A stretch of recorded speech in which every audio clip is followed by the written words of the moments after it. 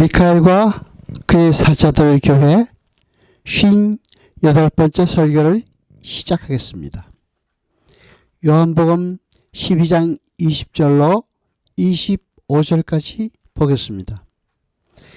명절에 예배하러 올라온 사람 중에 헬라인 몇이 있는데 저희가 갈릴리 벳세다 사람 빌립에게 가서 청하되 선생이여 우리가 예수를 배우고자 하나이다 하니 빌립이 안드레에게 가서 말하고 안드레와 빌립이 예수께 가서 여짜온대 예수께서 대답하여 가라사대 인자의 영광을 얻을 때가 왔도다. 내가 진실로 진실로 너희에게 이르노니 하늘의 밀이 땅에 떨어져 죽지 아니하면 하늘 그대로 있고 죽으면 많은 열매를 맺느니라.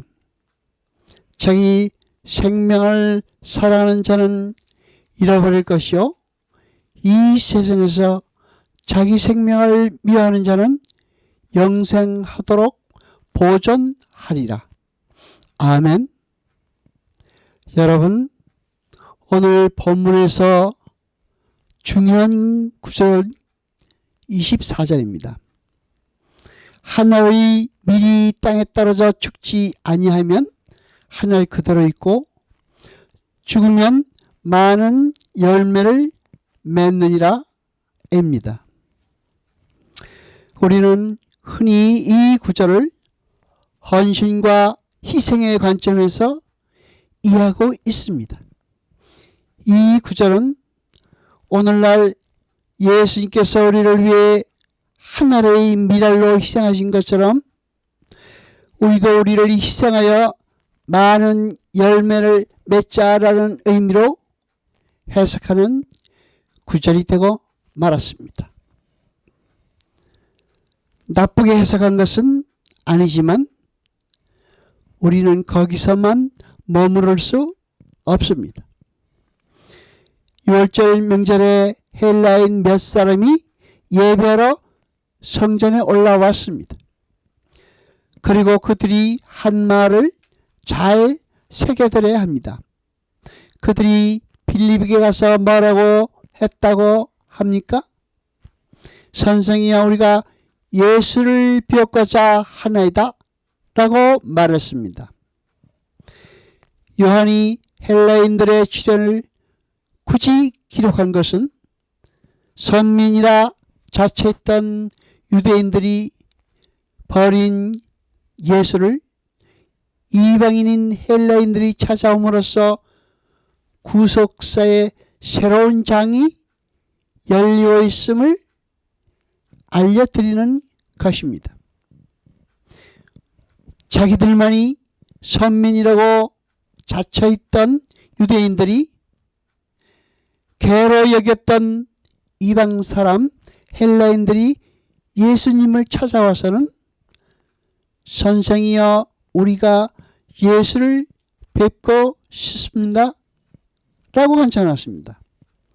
그때 예수님께서 이제 때가 왔다 라고 말씀하시고는 그때가 어떤 때인지를 설명하시는 부분이 하늘의 밀이 땅에 떨어져 죽지 아니하면 하늘 그대로 있고 죽으면 많은 열매를 맺느니라 입니다. 그리고 유대인이나 헬라인이나 가릴 것 없이 하나님의 구원에 이르는 유일한 길은 율법도 아니고 제사도 아닌 오직 예수 그리스도의 십자가의 죽음에 의해서만 가능한 것임을 고지하는 것이 하늘의 밀이 땅에 떨어 죽지 않으면 하늘 그대로 있고 죽으면 많은 열매를 맺느니라 입니다. 여러분, 하나님은 분명 하나님의 복이 이스라엘만이 아닌 모든 족속에게 정의될 것임을 처음부터 밝히셨습니다. 따라서 아브라함이라는 조상에서 시작된 이스라엘은 아브라함의 영적 후손인 영적 이스라엘, 즉 교회를 상징하고 있던 것이지 그 민족만의 선민이 아니었던 것입니다. 성경에서 영광, 독사는 하나님의 성품과 하나님 되심이 밖으로 드러난 상태를 말한다고 했습니다. 지금 예수님은 당신의 죽으심을 가리켜 당신의 영광이라고 말씀하고 계십니다. 그렇다면 예수님의 그 십자가에 하나님의 영광이 드러나 있다는 말이 되는 것입니다. 그렇죠? 맞습니다. 바로 그 예수 그리스도의 십자가에 하나님의 공의와 사랑과 은혜와 용서와 오래 참으심 등의 하나님의 성품과 하나님 되심이 농축되어 드러나 있습니다. 그래서 성경은 십자가를 가리켜 하나님의 영광이라고 부르는 것입니다. 하나님 말씀에 순종하여 당신의 목숨을 버리심으로 말미암아 당신의 백성들을 죄에서 구원하는 것을 말합니다. 따라서 우리에게 주님이 영광 받으실 수 있는 유일한 길은 우리가 예수 그리스도의 은혜를 진실로 깨닫고 그분의 사랑 앞에 온전히 순종하고 복종하는 자로 서는 것으로만 가능합니다. 쉬운 말로 우리가 복음을 올바로 이해하고 자신을 부인하며 하나님의 왕되심을 인정하는 것만으로 주님은 우리에게서 영광을 받으실 수 있습니다. 요한복음 2장 4절을 봅니다. 예수께서 가라사대 여자여 나와 무슨 상관이 있나이까? 내 때가 아직 이르지 못하였나이다. 아멘. 오늘 본문과 비교해보면 오늘 본문에서는 때가 왔다라고 말했습니다. 그런데 가나 혼인잔치에서는 그때가 아직 오지 않았다고 하십니다. 그런데 그 가나 혼인잔치의 에피소드는 거기서 하나님의 영광이 나타나는 것으로 끝이 납니다. 그러니까 결론은 가나의 혼인잔치의 시점에서는 최종적으로 하나님의 영광이 나타나는 그 사건이 아직 때가 되지 않았으므로 일어나서는 안 되기 때문에 예수님께서 말씀하신 것입니다. 내 때가 이르지 않았다라고요. 그럼에도 불구하고 주님께서는 제자들을 위해서 그 영광의 사건이 어떤 내용을 담고 있는 것인가를 간접적으로 알려주셨다는 말이 되는 것입니다. 어떤 상징을 통해 제자들이 믿음으로 하나님의 영광을 보게 되었다는 말입니다. 그게 바로 물로 포도주를 만드신 사건입니다. 이사야 7장 23절로 25절까지 보겠습니다. 그날에는 천주의 은 1,000개의 가치가 되는 포도나무 있던 곳마다 진려와 형극이 날 것이라. 온 땅에 진려와 형극이 있으므로 살과 활을 가지고 그리로 갈 것이요 보습으로 갈던 산에도 진려와 형극 가닥에 두려워서 그리로 가지 못할 것이요 그 땅은 소를 놓으며 양의 밟는 곳이 되리라. 여러분, 이것은 하나님께서 패역한 이스라엘을 심판하시기 위해 아수르를 시켜 그들을 침공케 하실 하나님의 심판의 날에 대한 언급입니다. 그런데 그러한 심판의 날에 등장하는 것이 진료와 형국입니다. 진료와 형국으로 번역된 히브리어 샤이트, 샤미르가 다 가시덤불, 가시떨기라는 단어입니다. 그러니까 가시떨기는 하나님의 은혜를 떠나 죄에 빠져 심판에 이른 모든 죄인들의 상태를 말합니다. 비슷한 말이 어디에서 나옵니까? 창세기 3장에서 하나님이 아담을 심판하실 때 그 상태를 말합니다. 하나님의 저주와 심판 아래에 놓여있는 그러한 죄인들의 상태. 여러분, 그렇다면 돌밭은 어떤 밭인가요? 이사야 8장 13절로 15절까지 봅니다. 만군의 여호와 그를 너희가 거룩하다 하고 그로 너희의 두려우며 놀랄 자를 삼으라. 그가 거룩한 피할 것이 되시리라.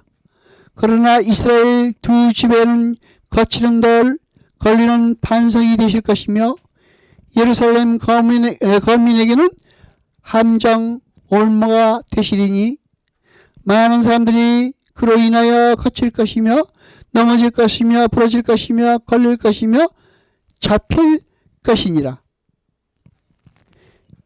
여러분, 자신들의 불가능함을 인정치 않고 율법을 의지하는 이스라엘을 돌밭이라는 것입니다. 그래서 그들은 거치고 넘어지고 부러지고 걸리게 된다고 말합니다. 하나님의 은혜 밖에 있는 자들에게는 예수라는 돌이 오히려 걸림돌이 되어서 열매는커녕 함정과 올무에 빠져 넘어지고 부러지게 된다는 것입니다. 그것이 돌밭입니다. 이렇게 돌밭 역시 심판받을 자들의 마음 상태를 말합니다. 그런데 하나님께서 그렇게 전부 심판을 받아 거치고 넘어지고 부러지고 걸려서 다 죽어야 하는 자들 중에서 어떤 자들이 은혜를 입어 살아날 것이라고 말씀하십니다. 이사야 6장 9절로 13절까지 봅니다. 여호와께서 가라사대 가서 이 백성에게 이르기를 너희가 듣기는 들어도 깨닫지 못할 것이요 보기는 봐도 알지 못하리라 하여 이 백성의 마음으로 둔하게 하며 그 귀가 막히고 눈이 감기게 하라. 염려컨대 그들이 눈으로 보고 귀로 듣고 마음으로 깨닫고 다시 돌아 고침을 받을까 하노라. 내가 가로되 주여 어느 때까지입니까? 대답하시되 성읍들은 황폐하여 거민이 없으며 가옥들에는 사람이 없고 토지가 전폐하게 되며 사람들이 여호와께 멀리 옮기어서 이 땅 가운데 패한 곳이 많을 때까지이니라. 그중 10분의 1이 오히려 남아 있을지라도 이것도 삼키운 바 될 것이나 밤나무 상수인나무가 배임을 당하여도 그 그루터기가 남아있는 것 같이 거룩한 시가 이 땅의 그루터기니라. 아멘. 하나님의 은혜를 떠나 자기가 세상의 왕이 되어 살겠다고 하는 모든 패악한 죄인들은 하나님의 말씀을 알아듣지도 못할 뿐만 아니라 열매를 맺을 수가 없어서 전부 황폐한 땅이 되어 멸망으로 떨어져야 하는데 하나님께서 거룩한 씨를 하나 심어서 그 땅의 그루터기를 만드시겠다고 하십니다. 그러니까 이 세상의 모든 땅은 다 길가 밭이요 가시떨기 밭이어서 심판과 저주 속으로 던져져 멸망받아야 하는데, 하나님이 거룩한 씨를 준비하셔서 그 씨에서 열매를 맺게 하시겠다는 것입니다. 그런데 거기에서 거룩한 씨라고 번역된 제라라는 단어는 창세기 3장의 여인의 후손에서의 그 후손과 창세기 12장의 아브라함의 언약에서 나오는 그 자손과 갈라디아서 3장 16절에 나오는 자손과 동일한 단어입니다. 그 후손과 자손은 누구를 가리키는 것입니까? 갈라디아서 3장 16절을 봅니다. 이 약속들은 아브라함과 그 자손에게 말씀하신 것인데, 여럿을 가리켜 그 자손들이라고 하지 않고 오직 하나를 가리켜 네 자손이라고 하셨으니 곧 그리스도라. 아멘. 여러분, 영생이란 열매를 맺기 위해 황폐한 땅에 심겨지는 거룩한 씨는 곧 그리스도 예수입니다. 씨 뿌리는 자의 피부에서 예수님이 그 씨를 무엇이라고 하십니까? 요한복음 1장에서 말씀은 누구라고 하셨습니까? 예수 그리스도입니다. 믿음이라는 것은 복음을 올바로 이해하여 듣고 깨닫는 것에서부터 시작되는 것입니다. 하나님은 저주보다 황폐하여버린 죄인들의 밭에 거룩한 씨를 심으셨습니다. 그리고 거기에서 기필코 열매를 맺어 내시고야 마셨습니다. 그게 바로 우리 성도입니다. 결코 우리가 잘해서 구원을 받은 것이 아닙니다. 결코 우리가 좋은 밭에서 영생이라는 열매가 맺힌 것이 아닙니다. 이 모두가 예수 그리스도에 의해서 이루어진 것입니다. 여호와 아버지 하나님 거룩하시니여, 세세토록 영광과 찬송 받으소서. 말씀을 들을 때 깨닫게 하시며 우리로 진리를 알게 하소서.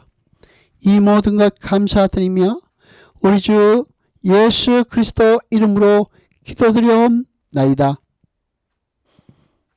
아멘.